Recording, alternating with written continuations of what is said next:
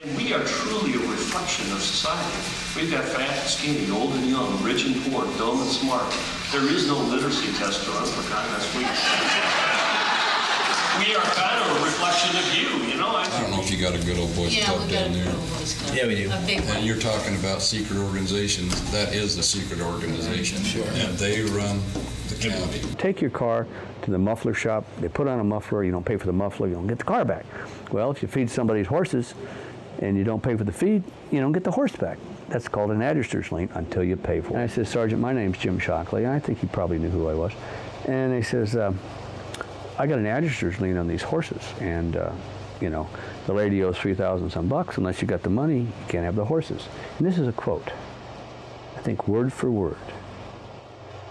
We're taking the horses, and if you get in the way, we're taking care of you. Now, if that officer would say that to a white male whose family's been here over 100 years, chairman of the House Judiciary, if he's going to say that to me, what is he going to say to some Mexican hitchhiker? You know what I mean? I mean, I'm the last guy in the world he wants to screw with. Well, he didn't get the horses, but called the county attorney. He says, hey, Jim, you got a adjuster. I know that. Tell the deputy.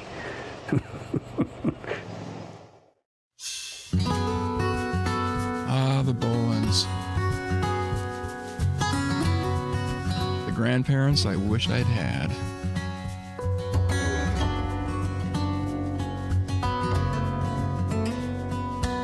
I think maybe being honest is where we went wrong. We seem to have run into a situation that has affected a lot of other people too. As we learned later, we just happened to wind up on the forefront of the fight. It was really strange, very strange. I testified at the trial. So what happened with you, Virginia? Well, I was leaving the animal shelter one Saturday morning, having served my volunteer shift, and I found a watch in the parking lot. And that was the beginning of years of problems. And you did call the sheriff's department? Oh, and I called the sheriff's department. To ask if anybody had reported a lost or stolen watch, and they hadn't. And something was wrong with the winding stem, so I took it to a local jeweler. And the watchmaker said, I recognize that. That belongs to Mrs. Seed, I think. And asked me, where did you get this watch? It was stolen. And he would have the lady call me who owned it, but she never called. And about 3 weeks, a sheriff's deputy called. And he said, I understand you have Linda Seed's watch, and I'll come by and pick it up. And I said, no, you won't. Not until you've proven who it goes to. We called us a felon right on that first conversation, which really got my back up. Right after the phone calls, they started cruising the house. My daughter-in-law said, have Jim Shockley look up the finder's law. Said it varies from state to state. In some states, finders are keepers. You know, I kept waiting for somebody to come to their senses down at the courthouse and quit the harassment and the intimidation. Once the police get down this path that we're the police and we've been embarrassed, it's pretty hard for cops to ever back off. It's not in their nature. Later that year, we started getting correspondence from the county attorney. He took the position that we were felons. The sheriff has to back up his officer, okay? Once the sheriff backs up the officer, county attorney has got to back up the sheriff. So I called the county attorney, and the county attorney, George Corn, and he says, now we want the watch back. I says, well, you know, she wants an apology. And he says, no, you know, we're going to charge her.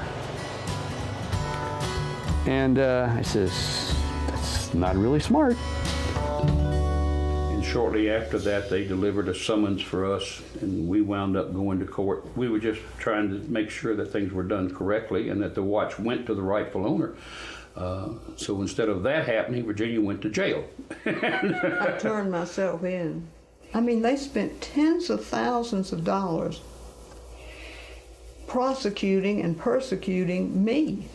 The whole justice system was involved. They even sought outside advice. When Judge Langton threw out the case, they went to people and paid people in other parts of the state to write opinions. Mr. Cohen said, oh, well, that was just covered in their general budget. So money was no expense. The real reason we brought the suit was that we wanted to make people aware of what was going on. The county cruised our house, harassed us, intimidated us, and never once got in the car, went over and got the woman and brought her by the house. It never occurred to them to do something simple like that.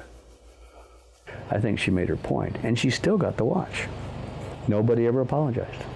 And Mr. Reardon was going to, if he'd had his way, would have sent her to jail for 10 years, state prison, plus 6 months. Plus a little extra thrown in. An enhanced penalty because it was so heinous. That's just bizarre. So after he essentially contributed to the cost to the county for all of this, he's given the job of city judge of Hamilton. I'm still madder than hell, and the urge to kill never goes away.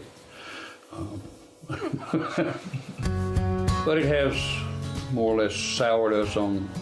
We're very careful in the valley, and I don't like dealing with this class of people, and I certainly don't like being under their jurisdiction.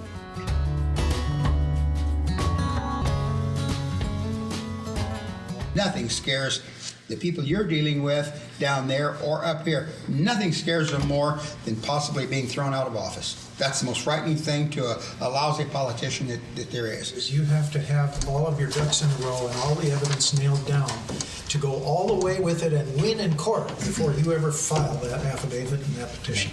Push the hot buttons on any of these issues by simply having your speaker, Sheriff Richard Mack, is the guy that beat the Brady Bill, for crying out loud. He's got a reputation of pro-American, pro-Constitution, pro-freedom, pro-liberty. What about when he gets up and the subject of his talk is the county sheriff, America's last line of defense, or the constitutional duties of a sheriff? Just saturate this area with the right kind of thoughts. The rule of law rather than the rule of men.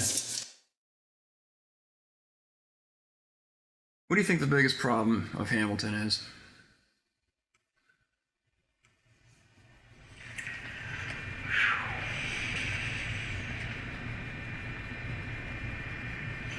Distrust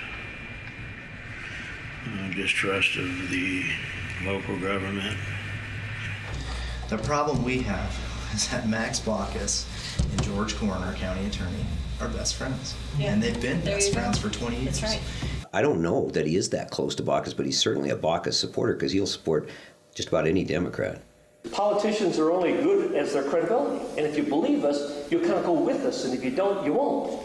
I remember seeing some criticism that George was not taking a payoff from Baucus. I would have thought that would have been something more somebody might say, although he isn't that I'm aware, but that he must be paying off Baucus because he drove an old car, and that's how he, even though he makes supposedly so much money. No, I'm only throwing this out for humor, but it was like, but he was making money but driving this old car because he's too busy paying off Baucus. And my first thought was, I laughed at him because he had a car like my son, and I said, geez, George, I didn't realize that's why. But to this day, what would he gain from paying him off? I don't know. So a lot of what we see government doing is being done because nobody's watching at some meaningful level. One of the problems of being a rural state, your county attorney has supreme power, can almost to the point of being able to make laws, and certainly doesn't have to abide by them, and there's no higher authority to correct it. We need to become a little bit more aware and educated about the facts and styles of government that arise out of the people who get put there. You could take things to the state attorney general against the current county attorney, but you weren't going to get anywhere. It's only us who are responsible for the manner of government that we sanction. There are individuals who have been in office for many, many years, and they build up their own way of doing things, they can develop their own little sort of fiefdom within the total picture. Acknowledge the fact that special interest has weaseled its way into the styles of government at all levels. The fiefdoms can operate independently, and they can go out and with their cronies and with their friends, and they can develop things that you can see, but you have no control over. Maybe no government's better than bad government. I don't know.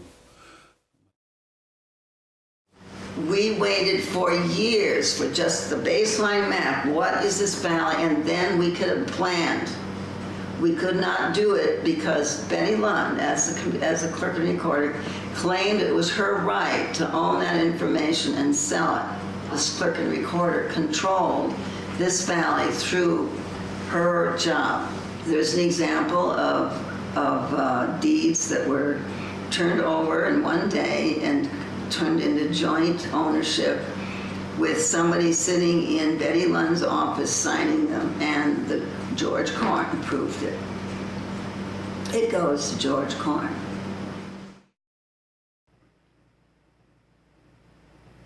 We have the impossible situation existing here in the county in that we have two documents that are on public record.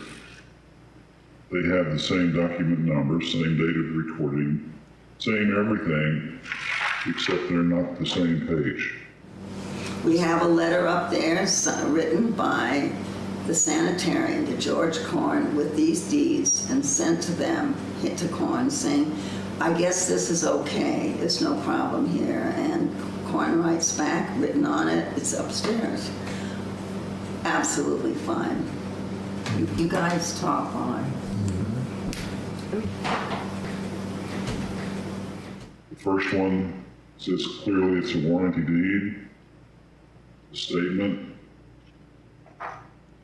The next one has an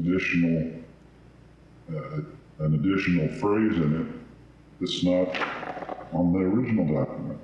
The microfiche that was released to the public a year apart identifies only one document. But clearly, the public record has been tampered with. The light's not the best. Oh yeah, there was a lawyer in Missoula. And here.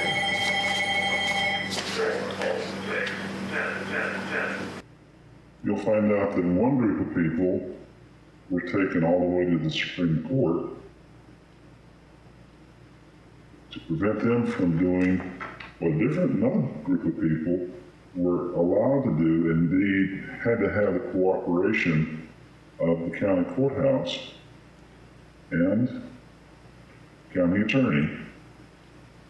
They facilitate it for one group of people, and another group of people they take all the way to the Supreme Court. So if you're part of the clique, if you're part of the power structure, you're able to make literally millions, and other people are prevented from even getting their property subdivided. It depends on who you are, not what's right or wrong, not what the law is. It's simply a different set of rules if you are part of the team. But these were papers that were sent to the county, to the state Attorney General. Attorney General. There were pressures state line brought to bear. I don't know what it was. Newspapers won't touch it. Television stations, they won't touch it. County has been investigated by the state. They've realized how deep and the big names that are involved, and they back off. Warranty deed after filing of deeds from landowner to itself. In other words, they sold land to themselves. It's no different than any other racketeering scheme. Over and over and over, we do the same things and we get away with it. There are protections in the Constitution or in laws I think it's called a RICO violation, where you just simply have to break the back of the structure that makes it work. But you got to have, something like the Untouchables or something to make it happen. People don't get to be millionaires these days that don't cheat. Normal people don't have a chance. There's a statement right here by Mr. Korn, the county attorney, that simply says, it's not an issue. It's not an issue for those people, but this other group of people, it was sure an issue to him for them because he took them all the way to the Supreme Court to show that you can't do it. What was that group? Rocky Mountain Timberlands, Inc. Case number 93-539. I assume they lost. They did. And what actually happened was the ruling, it's on page 6 of the ruling, you can go to the internet and find it, it's right there. We affirm the holding of the district court that a landowner cannot divide a large parcel of land into smaller parcels by executing a deed in which the grantor and the grantee are the same party. That's the ruling. Took Timberlands all the way to the Supreme Court and said if you have the same name as the first party and the second party, it's not a valid document. So it's not an issue for George, for Mr. Korn, because he's not the one being hurt.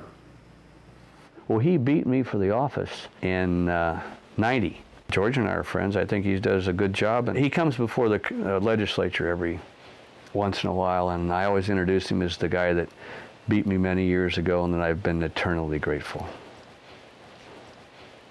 So they say, well, we don't trust George because he's going to interpret it according to his political persuasion. Well, I don't know. I don't really know.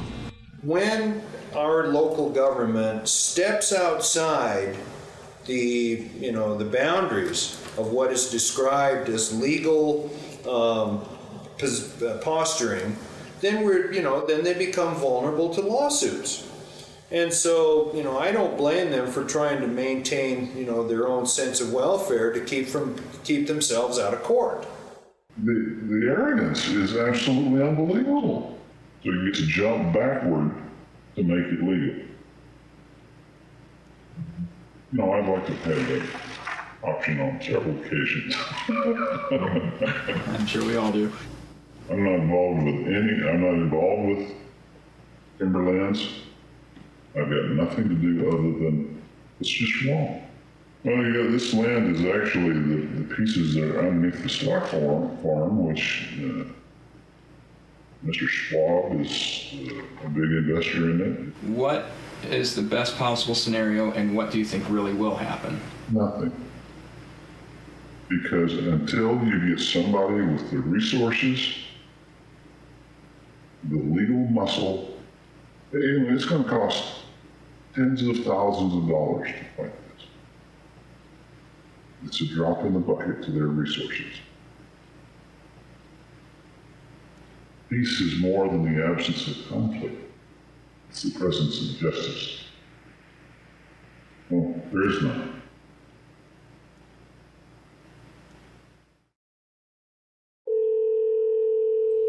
The sheriff, the county attorney, the commissioners.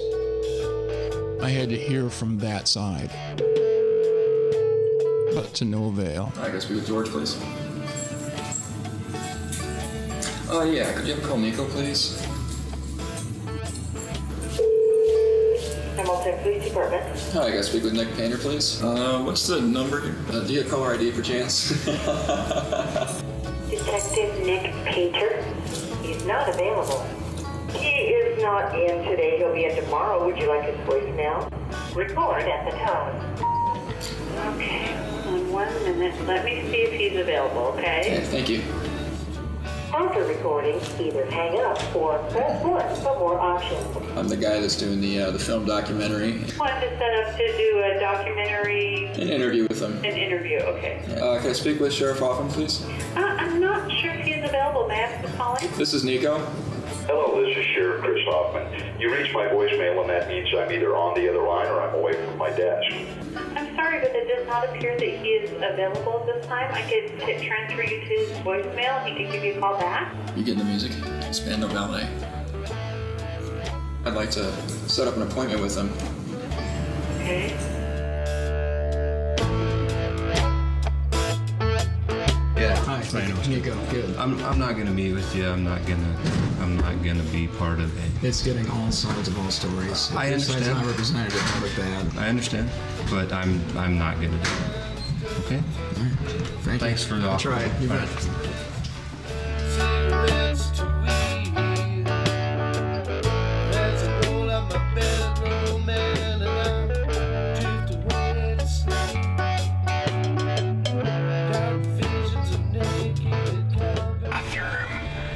Of the Hamilton City Hall. Leave a message at the tone, and I'll call you back as soon as I can. Good afternoon, Sheriff's Office. This is Sonia. Nico.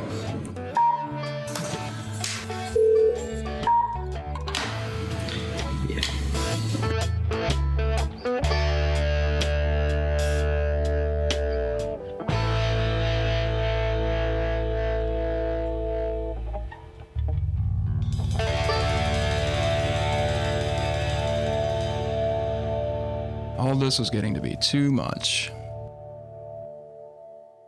I needed a little R&R.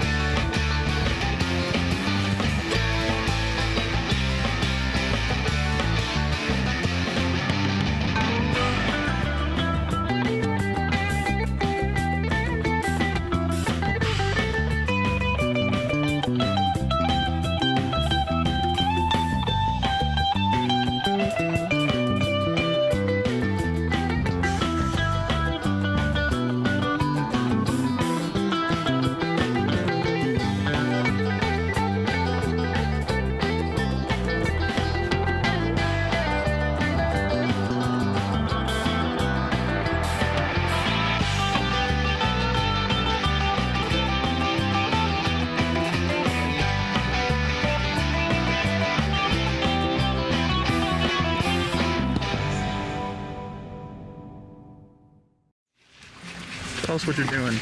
I am slowly picking through a little pile of gravel for little bits of twinkly glass called sapphires. One of those touristy Montana things that we all like. It's just great. It's kind of a strange little thing to actually talk about. Well, what did you do? Well, I peered at little rocks all day.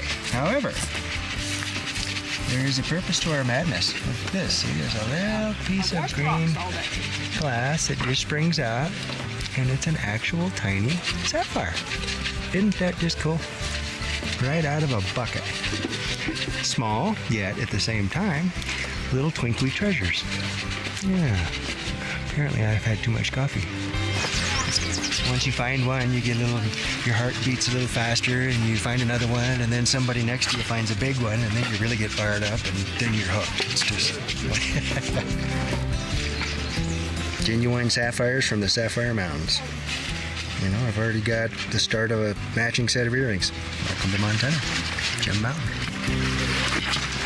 Well, I think the biggest challenge for me here in Ravalli County is, as a sound engineer, is finding a gig that pays. My truck's on a tow-it-home basis. I don't drive it any farther than I can tow it back home again. There ain't much industry here. Here in this town, about the only industry you have is they support the Rocky Mountain Lab. You know, that's it.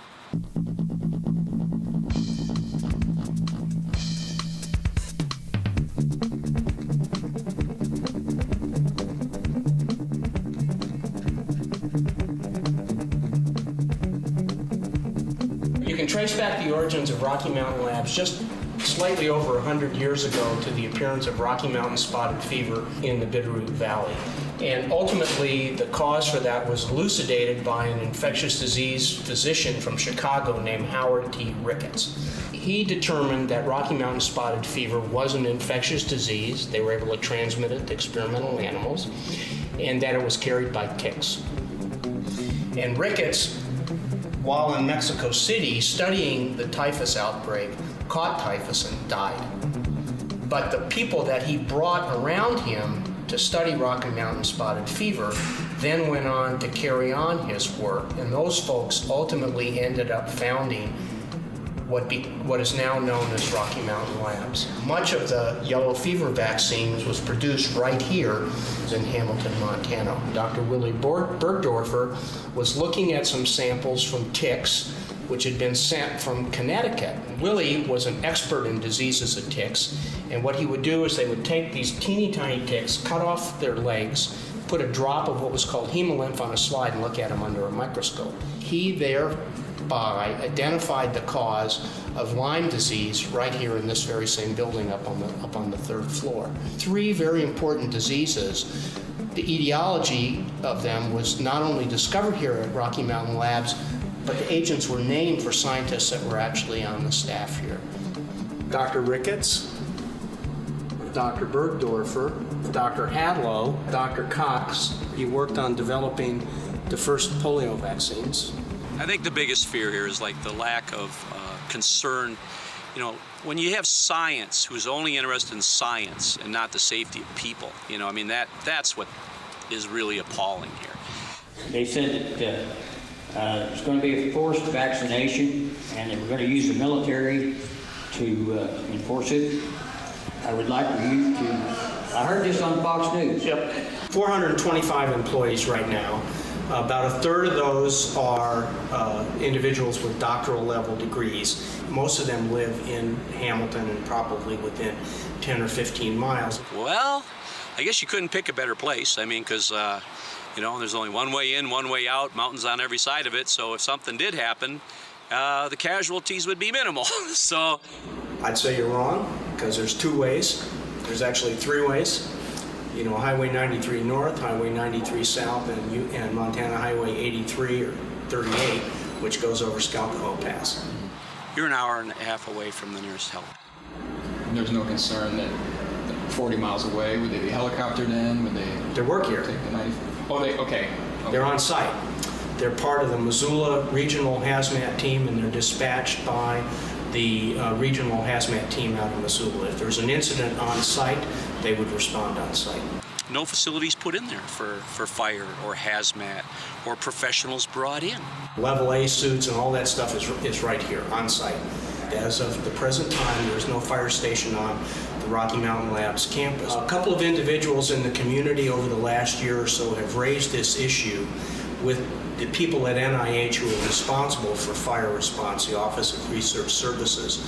And those queries have gone all the way up to the director of the Office of Research Services. The chief of the Hamilton Fire Department, or the assistant chief, works here, and we have at least one, possibly more, Hamilton Volunteer Fire Department firemen who work here at Rocky Mountain Labs. You know, you're getting it shoved right down our throat here. I mean, it's like we're coming in, here's what we're going to do, and you got to like it. In the case of the 20-year master plan, the NIH commissioned a full-blown environmental impact statement which analyzed all the potential impacts, including land acquisition. That is in the master plan, and it's also in the environmental impact statement. One of the first things they did is they hired local cops to, that was who was going to guard it. You would assume that with the stuff that's in there, that would be, you know, a paramount thing, that, you know, that could be a real bad thing if a terrorist or someone, you know, was to know that was there, and wouldn't be hard to walk in there and do something, would it? Rocky Mountain Labs has a contingent of 12 fully licensed federal police officers. They work closely with local law enforcement, the sheriff department and the police department. They frequently get together, occasionally down here at Rocky Mountain Labs, occasionally at the police station or at the sheriff's department. When you look at who's being probably paid off here. You know, the county officials, the city officials. I called all the federal agencies I knew to call, and of course every one of them said, it's not my job, not my job. So basically, I sent it to the FBI. And they did nothing except call me up and threaten me. So, you know, it's like, what do? I'm just an old fireman. I don't know nothing. They treat me like a terrorist because I complained. I griped, and I'm put on the watch list. You know, that's like, holy smokes, this guy's griping. He's got to be bad. And that was my wake-up call as how deep the, shall we say, cover-up goes. I mean, it goes clear to very high places. Well, you know, this is, Rocky Mountain Labs has been in Hamilton, Montana, on this location for close to 100 years. It's a critical and important part of the community, and the vast majority of the citizenry and the local officials that I've come in contact with view Rocky Mountain Labs as an asset in their community. This is not what we want. I want the government out of my health. This is my body, and I don't want them telling me what I can and cannot do with it. A national spotlight was on Montana, from it being the forerunner for Guantanamo transfers to Obama's health care reform plan, which was engineered by Montana's own Senator Max Baucus. I went to the senator's Missoula headquarters in the hopes of gathering more information. My name is Kathy McClure, and I am the Purple Bus Lady. I'm a healthcare activist. Because as everyone standing here today knows, healthcare in our country is just flat unaffordable. Because we do have a historic opportunity to fix healthcare. Do you think Baucus is just using lip service when he says he wants every single American covered? I think he's concerned with having a bipartisan consensus, and I understand his motivation for that politically. But the question is, are we really assessing reform from a wholesale point of view of how best to really work on fixing our healthcare system? Senator Baucus controls hearings on this subject. He really has an opportunity to get the full story in front of the American public. I think he has an obligation to do that in a responsible way. And I think by leaving the single payer people, experts, out of this discussion, I think he made a significant error in judgment, which he's actually admitted to. But I would invite Senator Baucus to hop on my purple bus for a day or two. Back in Hamilton, the healthcare debate was just as heated, and Senator Baucus was in everyone's crosshairs. I'm the hospital CEO, and Senator Baucus's office called the hospital and said, would you host and facilitate this forum for us? Max is so excited about taking... Well, Max wasn't there, and that didn't help. Senator Baucus did record a message, even though he couldn't be here today. Hello, everybody. Max here. Healthcare reform is my #1 priority. It's why I sent my top staff out to hold these sessions. Our healthcare system is in a crisis. It affects every one of us, from Hamilton to White Sulphur Springs, Shelby, Glasgow. People are literally going bankrupt because of overwhelming medical costs. I don't know where Max's money comes from. If he was a Republican in that position, a lot of people would want to give him money. Don't you think that compromises some of his politics? I'm sure there's some people like that. I know, you know, but a lot of, if you get a whole bunch of money from one particular group or one particular group of people, subliminally it might work that way. But I don't know that anybody's ever shown that Max did something for receiving money. Anybody that got that job is going to get a lot of money.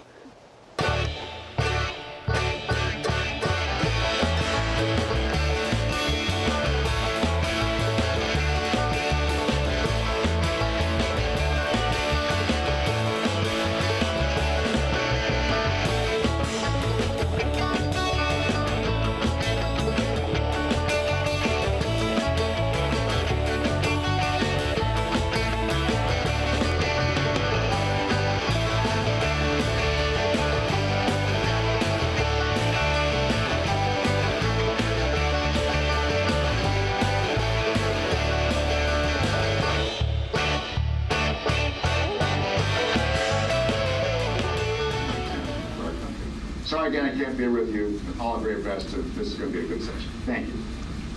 Want to create some sort of a pool so that people can go in and pick from several different insurance plans that will all compete against each other, including a public plan option, to really keep insurance companies' feet to the fire and make sure that they're offering competitive rates to consumers out there. That's good. Go ahead. Okay.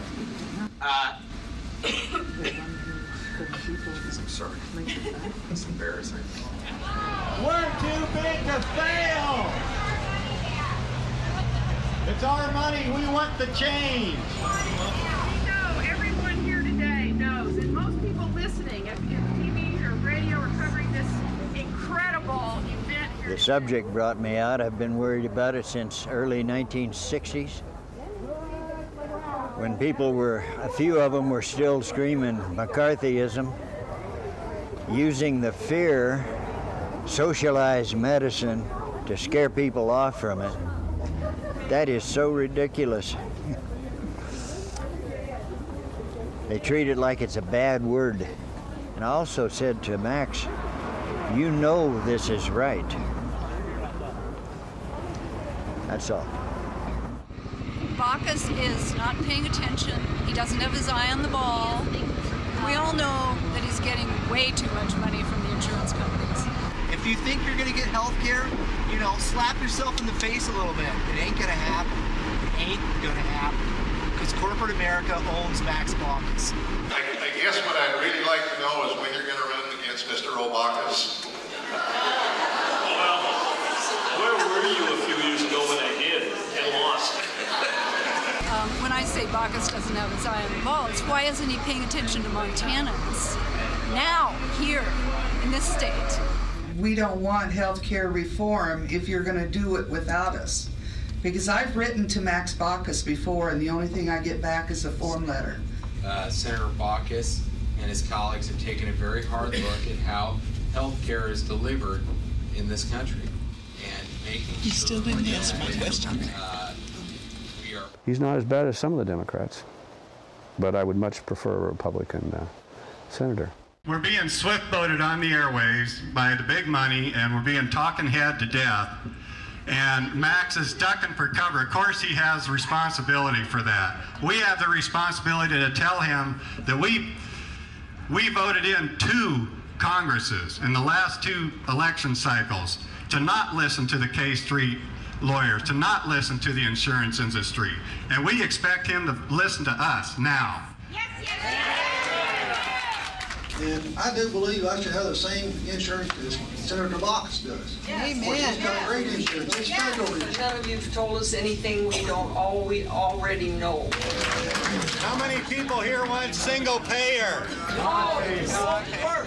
We have single payer now with the VA. How well does the VA work? Single payer will not work. I think I know Senator Bacchus from seed that a lot of merits are still The most powerful senator in the country who has a former employee who works in the White House, a girlfriend who works in the Justice Department, which is awful convenient if he gets investigated by the FBI. Who's going to oppose Max Bacchus? Well, that's a good question. You started. I'll tell you. Yeah, you started off saying we don't want to make people get rid of their insurance if they like. Fine, let them keep it. If it takes until midnight, you should be here listening to every person. The only poll that matters is getting 60 votes to pass something. Yeah, their whole panel up there first with an agenda, and then how much do they really get to hear from the audience? Pharmaceutical companies, it's about insurance companies. The roundtable discussion ended up being a presentation. That's kind of my wrap of the whole day. In fact, I had about a 1-minute conversation with him about a week and a half ago in the Capitol, and he basically told me that I asked him to put single payer on the table. He said, no, I'm not going to waste my time and money. And I said, well, maybe it's not your job. I want to lead into a couple of songs written by a couple of guys who are called socialists. by Joe McCarthy. Who remembers Joe McCarthy? Do I have to explain? And nobody's singing any of Joe McCarthy's songs anymore. So don't let them tell you that single payer is socialism. It's BS.